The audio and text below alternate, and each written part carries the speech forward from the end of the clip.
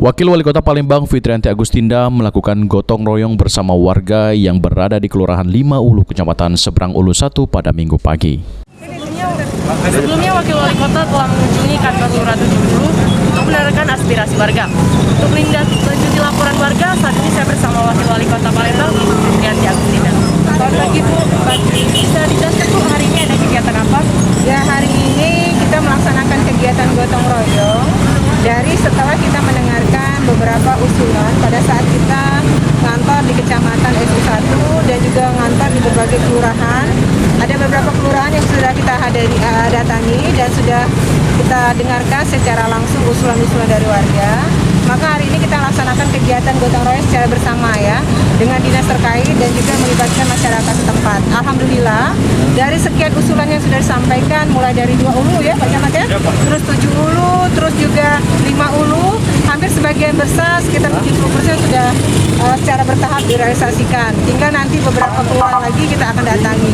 Intinya kita ingin supaya seluruh pembangunan ini betul-betul bisa merata dan juga percepatan sehingga masyarakat tidak lagi merasa bahwa seperti terabaikan dan sebagainya. Oleh karena itu saya berterima kasih sekali kepada partisipasi warga Kecamatan SU1 yang banyak turun ke bawah juga bersama-sama dengan pemerintah Kota Palembang, dan memang ada bagusnya kegiatan-kegiatan seperti ini memang harus melibatkan banyak orang, terutama warga setempat, sehingga ada kesadaran dari kita bersama bahwa pentingnya untuk menjaga dan juga membersihkan kondisi lingkungan yang tempat mereka tinggal.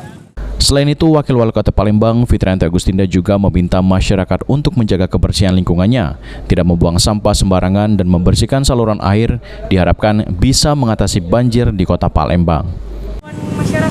Himbauan kepada masyarakat ya tentu ya, saya menghimbau dan juga mengetuk hati seluruh warga masyarakat Kota Palembang dimanapun berada untuk betul-betul menjaga kebersihan, jangan lagi membuang sampah sembarangan, apalagi sungai ya.